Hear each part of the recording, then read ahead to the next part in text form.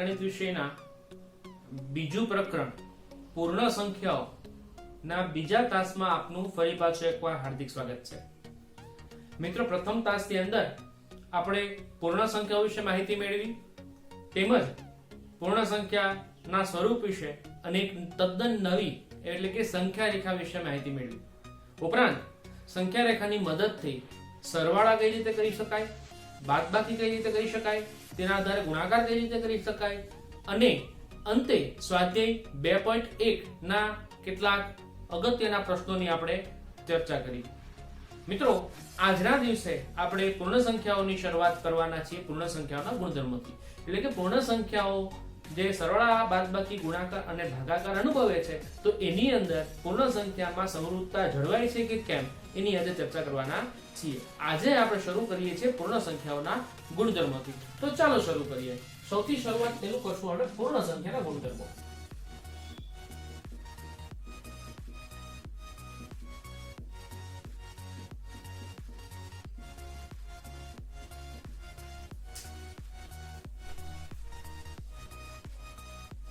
તો સાથે સાથે તમે તમારી નોંધપોથીમાં નોંધ કરતા જજો.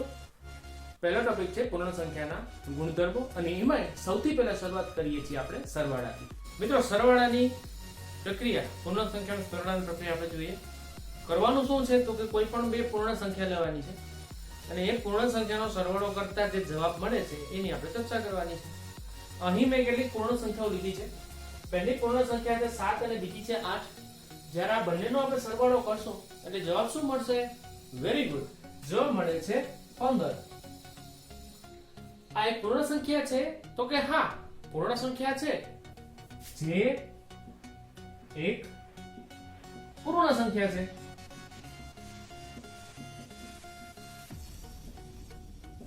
ખ્યાલ આવ્યો? એવી રીતે 3 અને 7 જ્યારે આ બંનેનો સરવાળો કરવામાં આવશે એટલે મને જવાબ મળશે 10. શું આ પૂર્ણ સંખ્યા છે તો કે બિલકુલ આ પણ એક પૂર્ણ સંખ્યા છે. એટલે આ પણ શું થશે? જે એક પૂર્ણ સંખ્યા છે.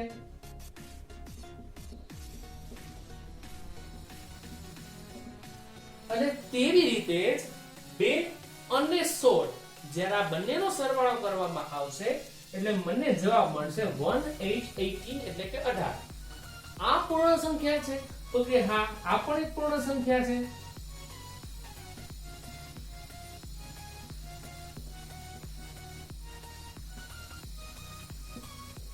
તેનો અર્થ શું થયો કે કોઈ પણ બે પૂર્ણ સંખ્યા લઈ અને જ્યારે તમે એનો સરવાળો કરશો, કોઈ પણ બે પૂર્ણ સંખ્યા લેવાનું અને જ્યારે એનો સરવાળો કરવામાં આવે અને જે જવાબ મળે છે, જે નવી સંખ્યા મળે છે એ પણ પૂર્ણ સંખ્યા જ મળે. બરાબર? કોઈ પણ સંખ્યામાં જ્યારે શૂન્ય ઉમેરવામાં આવે છે, શૂન્ય પણ એક પૂર્ણ સંખ્યા છે અને આપણે જે જવાબ મળશે એ પણ કેવો મળશે? પૂર્ણ સંખ્યા જ મળશે. એટલે આનો અર્થ એવો થયો કે સરવાળાની ક્રિયા માટે પૂર્ણ સંખ્યાઓ સમૃદ્ધ છે એવું કહેવાય. ખ્યાલ આવ્યો? કોઈ પણ બે પૂર્ણ સંખ્યાનો સરવાળો કરતા પૂર્ણ સંખ્યા મળે છે. આ નિયમ થયો. તો તમારી નોંધમાં લખી લેજો કે કોઈ પણ બે પૂર્ણ સંખ્યાઓનો સરવાળો કરતા જવાબ પૂર્ણ સંખ્યા જ મળે છે. યાદ રાખજો. ઠીક છે? હવે આવી રીતે તમારે શું કરવાનું છે? કોઈ પણ બે પૂર્ણ સંખ્યાઓ લઈ એનો સરવાળો કરી અને આ નિયમ ચકાસવાનો છે. હવે મિત્રો, સરવાળાની વાત કરી, હવે આપણે વાત કરીએ છીએ ગુણાકારની પ્રક્રિયા માટે. અહીં મેં કેટલીક પૂર્ણ સંખ્યાઓ લખી છે. હવે દાખલા તરીકે 7 અને 2 આ બંને પૂર્ણ સંખ્યા છે.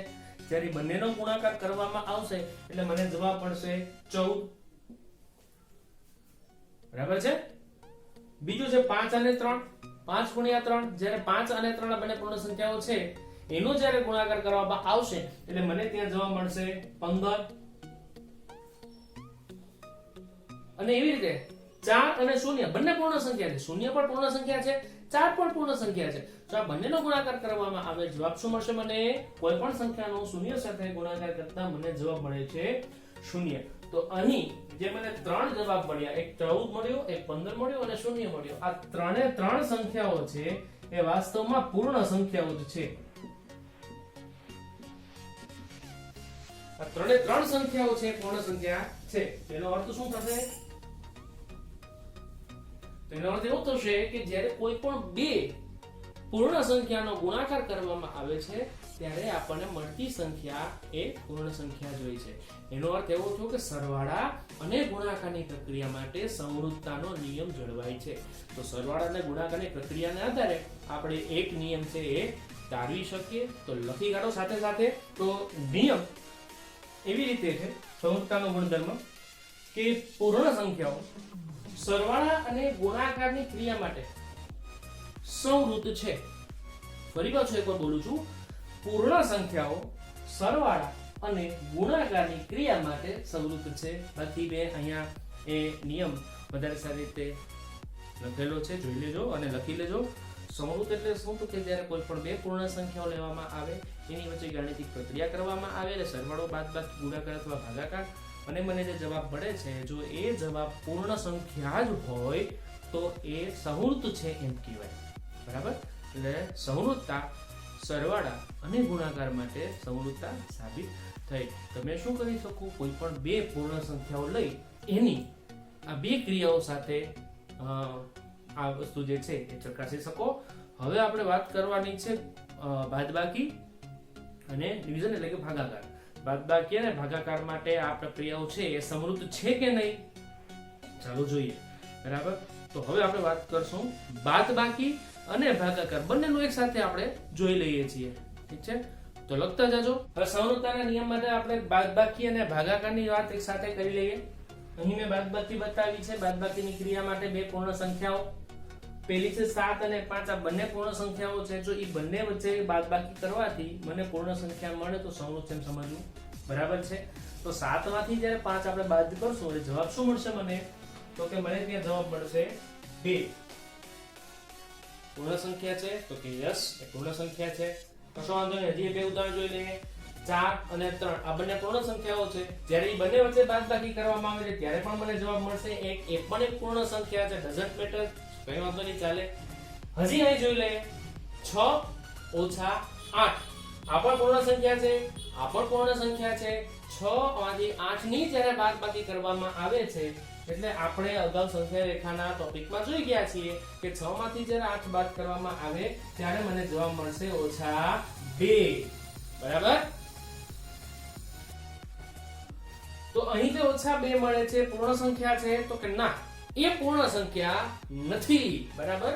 કેમ કે આપણે જોઈ ગયા છે કે પૂર્ણ સંખ્યા શૂન્ય થી ચાલુ થાય. 0 1 2 3 4 5 6 -1 -2 પૂર્ણ સંખ્યામાં આવતા નથી. ખ્યાલ આવ્યો? એટલે -2 છે પૂર્ણ સંખ્યા નહીં થાય. એટલે અહીં આ જગ્યાએ પૂર્ણ સંખ્યાના સંવૃત્તાના નિયમનું પાલન થતું નથી. એનો મતલબ એમ કે પૂર્ણ સંખ્યાઓ જે છે એ બાદબાકીની ક્રિયા માટે સંવૃત્ત નથી એવું કહી શકાય. ખ્યાલ આવ્યો? હવે એના પછીની બાજુની વાત કરીએ, ભાગાકારની પ્રક્રિયાની વાત કરીએ છીએ. તો ભાગાકારની પ્રક્રિયા માટે 4/2 જ્યારે કરશું ત્યારે મને જવાબ મળશે 2. 4 ને 2 વડે ભાગશો જવાબ આવે છે 2. બરાબર છે? એટલે આ જે 2 મળ્યા છે એ પૂર્ણ સંખ્યા છે તો કે યસ એ પૂર્ણ સંખ્યા છે. બીજું છે 14/7. 14 પણ પૂર્ણ સંખ્યા, 7 પણ પૂર્ણ સંખ્યા. જ્યારે બંનેનો ભાગાકાર કરવામાં આવશે ત્યારે પણ મને 2 મળશે એટલે આ પણ એક જાતની પૂર્ણ સંખ્યા છે. Very good. બરાબર? ત્રીજો જે છે એ છે 5/6. હવે 5 અને 6 બંને પૂર્ણ સંખ્યાઓ છે એટલે આપણે જોઈ શકીએ છીએ કે 5/6 કરવાથી મને કોઈ એનો શેષ નહીં મળે, પણ એને હું આવી રીતે લખીશ કે 5/6. હું એને આમ લખીશ તો આપણને ખબર છે કે 5/6 આ પૂર્ણ સંખ્યા નથી, આ અપૂર્ણાંક છે. એટલે આ જે છે એ પૂર્ણ સંખ્યા ન મળી મને. બરાબર? એટલે દરેક જગ્યાએ બાદબાકી અને દરેક જગ્યાએ ભાગાકાર છે એ પૂર્ણ સંખ્યા સાથે સંવૃત્ત હોય એવું જરૂરી નથી. એનો મતલબ એમ કે પૂર્ણ સંખ્યાઓ બાદબાકીની પ્રક્રિયા તેમજ ભાગાકારની પ્રક્રિયાઓ માટે સંવૃત્ત નથી. બરાબર? ફરી પાછું એકવાર, પૂર્ણ સંખ્યાઓ બાદબાકીની પ્રક્રિયા અને ભાગાકારની પ્રક્રિયા માટે સંવૃત્ત નથી. કોના માટે સંવૃત્ત છે? પૂર્ણ સંખ્યાઓ સરવાળા અને ગુણાકારની પ્રક્રિયાઓ માટે સંવૃત્ત છે, પરંતુ પૂર્ણ સંખ્યાઓ બાદબાકી અને ભાગાકારની પ્રક્રિયા માટે સંવૃત્ત નથી. આ વસ્તુ યાદ રાખજો. ઠીક છે? હવે આપણે વાત કરવાની છે ભાગાકારની. બરાબર છે? ભાગાકારની ક્રિયા આપણે સૌ 5મા ધોરણ સુધીમાં શીખી ગયા છીએ. આપણે એ રીતે ભાગાકાર કરવાના જ છે, પરંતુ ભાગાકાર વાસ્તવમાં છે શું એની એક નાની એવી સમજ મેળવી લઈએ. જેમ ગુણાકાર છે એ પુનરાવર્તિત સરવાળો છે, એવી રીતે ભાગાકાર એ પુનરાવર્તિત બાદબાકી છે.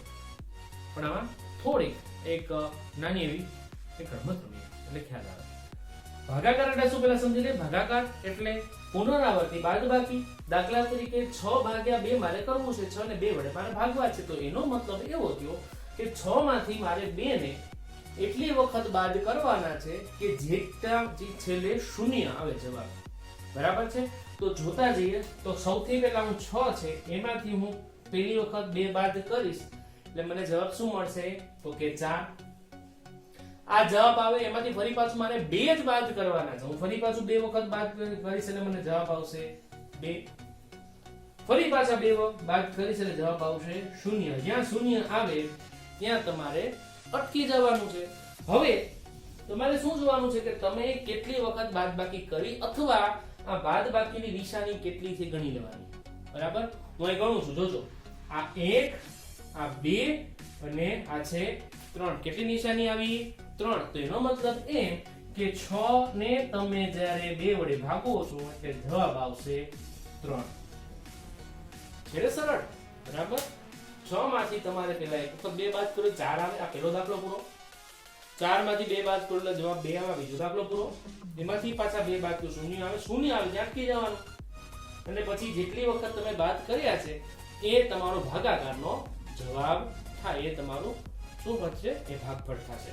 આવો જ એક વધારાનો દાખલો જોઈ અને આપણે વધારે સમજ કેળવીએ. બરાબર. ધારો કે મારે 8/2 કરવા છે, તો હું શું કરીશ તો 8 માંથી 2 ને વારંવાર બાદ કરીશ. એટલે સૌથી પહેલા હું કરું છું 8 - 2 એટલે મને જવાબ આવશે 6. ફરી પાછું એમાંથી 2 બાદ કરીશ, જવાબ આવશે 4. ફરી પાછું 2 બાદ કરીશ, જવાબ આવશે 2. અને ફરી પાછું એમાંથી 2 બાદ કરીશ એટલે જવાબ આવશે મને શું આવશે? 0. 0 આવે ત્યાં તમારે અટકી જવાનું છે. તો હવે માઈનસની નિશાની ગણીએ. 1, 2, 3 અને 4. 4 દાખલા થયા છે. એનો મતલબ એમ કે આથી 8/2 બરાબર 4. ખ્યાલ આવ્યો? તો આ ભાગાકારની રીત થઈ. કોઈ પણ સંખ્યાનો શૂન્ય દ્વારા ગુણાકાર શક્ય છે કે નહીં એ જોઈએ. મિત્રો હમણાં જોયું કે કોઈ પણ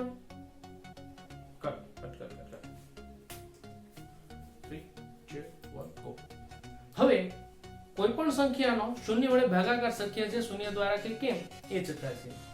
મિત્રો હમણાં આપણે જોયું કે કોઈ પણ સંખ્યાનો જ્યારે ભાગાકાર કરવાની વાત આવે ત્યારે તમારે એ સંખ્યાની પુનરાવર્તિત બાદબાકી કરવાની હોય છે. અને ક્યાં સુધી પુનરાવર્તિત બાદબાકી કરવાની હોય છે તો કે જ્યાં સુધી તમારો જવાબ શૂન્ય ન આવે. બરાબર છે. અહીં શૂન્ય દ્વારા ભાગાકાર શક્ય છે કે કેમ એની ચર્ચા કરવાની છે. તો મારે 4/0 આ એક દાખલા ઉપરથી આપણે એ વસ્તુ એ નિયમ છે એ સમજીએ. તો શું કરવાનું છે તો કે મારે 4 અને 0 ની બાદબાકી કરવાની છે. બરાબર છે. ચાલો કરું છું. 4 - 0 મને જવાબ આવશે 4. મિત્રો મારે ક્યાં સુધી જવાનું છે તો કે જ્યાં સુધી આ જવાબ શૂન્ય ન આવે ત્યાં સુધી મારે એમાંથી શૂન્ય બાદ કરતું જવાનું છે. ફરી પાછું એમાંથી શૂન્ય બાદ કરું છું. આવ્યો શૂન્ય? નથી આવ્યો. કશો વાંધો નહીં. પાછો 0 બાદ કરું છું. આવે છે શૂન્ય? મિત્રો નથી આવતો. હજુ એકવાર તમારા સંતોષ માટે કરી દઉં છું. શું આવે છે?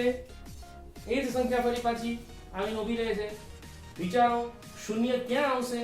અહીં ક્યાંય નહીં આવે. સમજાણું? શૂન્ય છે એ ક્યાંય આવશે નહીં. જો શૂન્ય આવે, શૂન્ય આવી ગયા પછી આપણે જે આ બાદબાકીની નિશાની છે એ આપણે ગણવાની હોય છે. એ આપણો જવાબ થાય. પણ અહીં શૂન્ય ક્યાંય આવતો નથી. તમે અહીંયા તમે 4 વખત કર્યું છે પણ તમે કદાચ 40 વખત કરશો કે 400 વખત કરશો અહીં જવાબ આ શૂન્ય આવશે નહીં. તો એનો અર્થ શું થયો કે કોઈ પણ સંખ્યા છે એને તમે શૂન્ય વડે ભાગી શકતા નથી. આ કન્ટિન્યુ ચાલુ રહે, ક્યાંક શૂન્ય નહીં આવે. એનો મતલબ એમ કે કોઈ પણ પૂર્ણ સંખ્યાને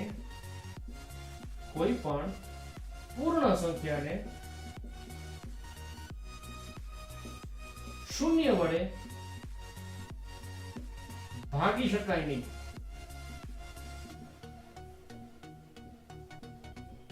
ખાસ આ વસ્તુ યાદ રાખજો કે કોઈ પણ પૂર્ણ સંખ્યા છે એને તમે શૂન્ય વડે નહીં ભાગી શકો. તો આ થઈ ગઈ ભાગાકારની સમજ. મિત્રો હવે આપણે વાત કરવાની છે ક્રમના નિયમની. ક્રમના નિયમની વાત આપણે સરવાળા અને ગુણાકાર માટે કરીએ.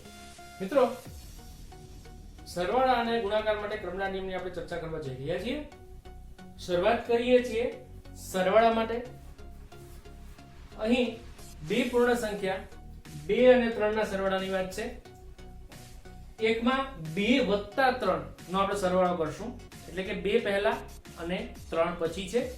અને બીજામાં 3 વત્તા 2 નો સરવાળો કરશું, એટલે કે ત્યાં 3 પહેલા છે અને 2 પછી છે. ખ્યાલ આવ્યો? અહીં મેં સંખ્યા રેખા તમારી સામે દર્શાવેલી છે, એટલે સંખ્યા રેખાના આધારે આપણે વધારે સ્પષ્ટ માહિતી મેળવી શકીએ. ત્યાં છે 2 વત્તા 3, તો સંખ્યા રેખાના આધારે આપણે આ સરવાળા કરતા શીખી ગયા છીએ. પહેલી સંખ્યા છે 2, તો આ 2 નો જે પોઈન્ટ છે ત્યાંથી મેં કીધું રીતે લાંબી લીટી કરશો એટલે આપણને ખ્યાલ આવશે આપણો સ્ટાર્ટિંગ પોઈન્ટ છે. સરવાળો છે એટલે મારે જમણી તરફ વધવાનું છે. કેટલા ઠેકડા મારવાના છે? તો કે 3 ઠેકડા મારવાના છે. એટલે આ પહેલો ઠેકડો, આ બીજો ઠેકડો અને આ ત્રીજો ઠેકડો. જવાબ શું આવશે? તો કે 5 આવશે. એટલે આ થશે 2 વત્તા 3 બરાબર 5. એટલે આનો જવાબ મને શું મળે છે? 5 મળે છે. ખ્યાલ આવ્યો? હવે વાત કરીએ છીએ 3 વત્તા 2 ની. આ જ સંખ્યા રેખામાં આપણે 3 વત્તા 2 જોઈએ તો 3 કયું છે? તો ક્યાં આવ્યું? આ 3. ઠીક છે. હવે એમાં મારે 2 ઉમેરવાના છે, 3 પ્લસ, એટલે મારે જમણી બાજુ જવાનું છે. કેટલા કૂદકા મારવાના છે? તો કે 2 કૂદકા મારવાના છે. એટલે 2 કૂદકા માર્યા. આ પહેલો કૂદકો ને આ બીજો કૂદકો. ક્યાં આવ્યું? તો કે 5 ઉપર. આ થશે 3 વત્તા 2 બરાબર 5.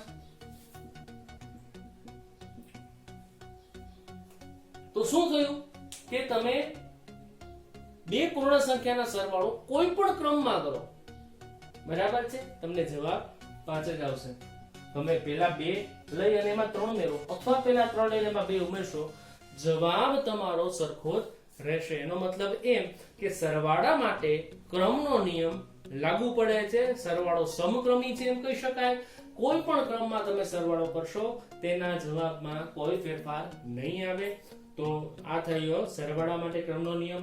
આવા અન્ય ઓછામાં ઓછા 3 થી 4 ઉદાહરણો લઈ અને તમે આ નિયમનું વધારે માહિતી મેળવી શકો છો અને વધારે આનું દઢીકરણ કરી શકો છો. તો મિત્રો આ સરવાળાની વાત થઈ. હવે આ જ નિયમ આપણે ગુણાકાર માટે જોઈએ. તો મિત્રો ગુણાકાર માટે જ્યારે આપણે ક્રમનો નિયમ તપાસવો છે તો આપણે અહીં બે પૂર્ણ સંખ્યા એક લીધી છે, 3 એક લીધી છે, 2 3 ગુણ્યા 2 કરું છું અને પછી 2 ગુણ્યા 3 કરું છું. અહીં 3 પહેલા છે, 2 પછી છે. જ્યારે અહીં 2 પહેલા છે અને 3 પછી છે, બરાબર છે.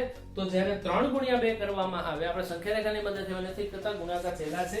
3 ગુણ્યા 2 જવાબ આવશે તો કે 6. કેમ કે આપણને ખબર છે 3 નો પાડો બોલીએ છે, 3 1 3 અને 3 2 6, તો ત્યાં 6 આવે છે. અને એવી રીતે 2 ગુણ્યા 3 કરશું, બરાબર, ત્યાં પણ મને જવાબ આવશે 6, બરાબર. 2 નો પાડો આપણે બોલીએ તો શું થશે? 2 1 2 2 2 4 2 3 6, 2 3 6 અને 3 2 6. એટલે ત્યાં પણ શું થશે? તમે કોઈ પણ ક્રમમાં ગુણાકાર કરશો, જવાબ તમને સરખો મળશે. એવી રીતે અહીં જો હું 7 ને ગુણ્યા 10 કરીશ તો પણ મને જવાબ 70 મળશે. 7 નો વાળો બોલો તમે તો 7 10 70.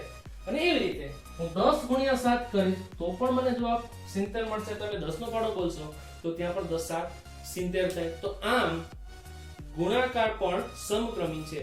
એટલે કે ગુણાકાર પણ તમે કોઈ પણ ક્રમમાં કરશો તમને જવાબ સરખો જ મળશે, બરાબર. હવે આપણે આના આધારે એક વસ્તુ લખી શકીએ છીએ કે પૂર્ણ સંખ્યાઓ માટે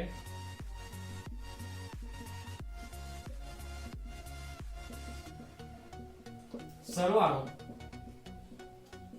અને ગુણાકાર સમક્રમી છે.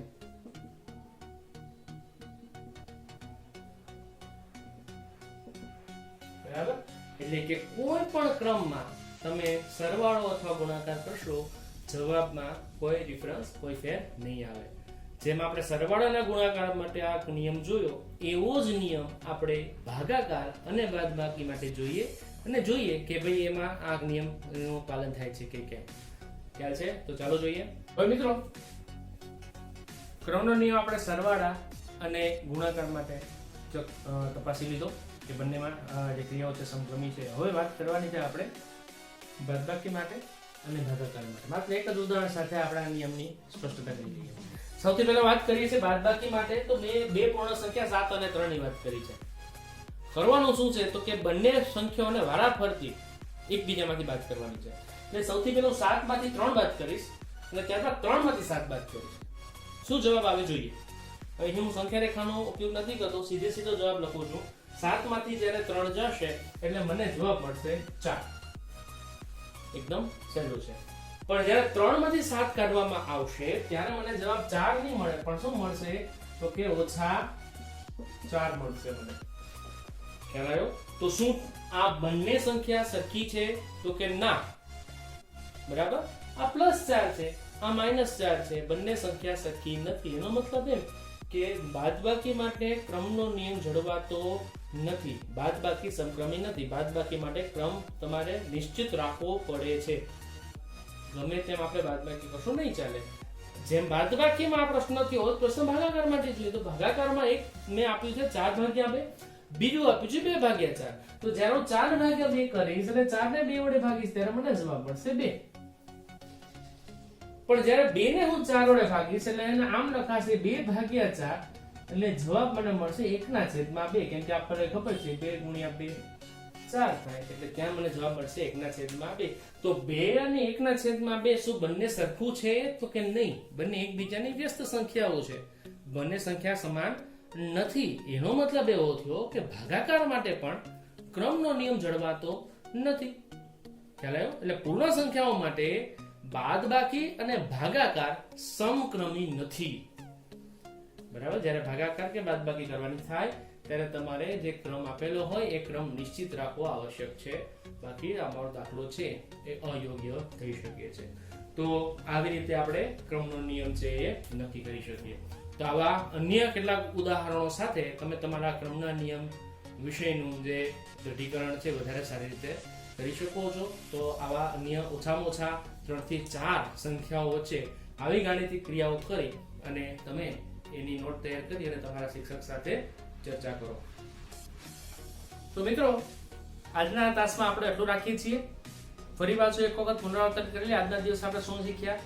તો સૌથી પહેલા આપણે પૂર્ણ સંખ્યાઓના ગુણધર્મ જોયા, સંવૃત્તતા જોઈ, એમાં બે પૂર્ણ સંખ્યાઓ વચ્ચે સરવાળા, બાદબાકી, ગુણાકાર અને ભાગાકારની ક્રિયાઓ જોઈ અને એની અંદર સંવૃત્તતાની આપણે ચકાસણી કરી અને ખ્યાલ આવ્યો કે સરવાળા અને ગુણાકારની પ્રક્રિયા માટે પૂર્ણ સંખ્યાઓ સંવૃત્તતા ધરાવે છે, જ્યારે ગુણાકાર અને બાદબાકી અને ભાગાકારની પ્રક્રિયા માટે સંવૃત્તતા ધરાવતા નથી. અને ત્યારબાદ આપણે ભાગાકારની વાત કરી કે ભાગાકાર એટલે પુનરાવર્તી બાદબાકી છે. અને ત્યારબાદ આપણે એ પણ જોયું કે કોઈ પણ સંખ્યા છે એને શૂન્ય વડે ભાગી શકાતી નથી. આ જોઈ લીધા પછી આપણે ક્રમના નિયમની ચર્ચા કરી અને સરવાળા અને ગુણાકાર માટે ક્રમનો નિયમ જળવાય છે, સમક્રમી છે, જ્યારે બાદબાકી અને ભાગાકાર માટે ક્રમનો નિયમ છે એ સમક્રમી નથી. આવું આપણે જોયું. તો આજ પૂરતું રાખીએ છીએ. હવે પછી જ્યારે આપણે ત્રીજા તાસમાં મળશું ત્યારે સરવાળાઓ અને ભાગાકાર ગુણાકારના ક્રિયાઓનું વિભાજન જોશું, સ્વાધ્યાય 2.2 ના કેટલાક દાખલાઓ જોશું અને પૂર્ણ સંખ્યાઓનું સ્વરૂપ જોઈ અને આપણે આ એકમ છે એ પૂર્ણ જાહેર કરશું. તો મિત્રો, તમારા કોઈ પ્રશ્ન હોય તો તમે તમારા વર્ગ શિક્ષક સાથે, વિષય શિક્ષક સાથે તેની ચર્ચા કરી શકો છો અથવા તમે અહીં કોમેન્ટમાં પણ દર્શાવી શકો છો. આવા જ વિડીયો જોવા માટે જો હજી તમે અમારી ચેનલ સાથે સબસ્ક્રાઇબ ન થયા હોય તો આજે જ જોડાઓ, સબસ્ક્રાઇબ કરો અને શેર કરો. ત્યાં સુધી ભણતા રહો, ગણતા રહો, વધતા રહો. આપ સૌનો ખૂબ ખૂબ આભાર. ફરી પાછા મળીશું. ત્યાં સુધી આવજો. જય ભારત.